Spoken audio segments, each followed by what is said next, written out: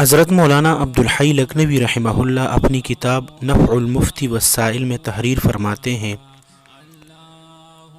کہ جب اللہ سبحانہ و تعالی نے حضرت آدم علیہ السلام کو پیدا فرمایا اور فرشتوں کو حکم دیا کہ سجدہ کرو، تو ابلیس کے علاوہ تمام فرشتوں نے سجدہ کیا۔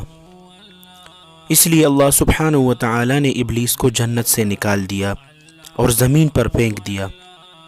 تب ابلیس سمندر پر گیا۔ اس وقت سب سے پہلے مچھلی نے ابلیس سے ملاقات کی اور ابلیس نے مچھلی کو آدم علیہ السلام کے پیدا ہونے کی خبر دی اور یہ کہا کہ حضرت آدم علیہ السلام خشکی اور تری کے حیوانات کا شکار کرے گا۔ پس مچھلیاں آدم علیہ السلام کی پیدائش کی خبر ایک دوسرے کو دینے لگے کہ اب ہمارے لیے امان نہیں۔ پس اللہ سبحانہ و تعالی نے مچھلی کی زبان کو زائل کر دیا۔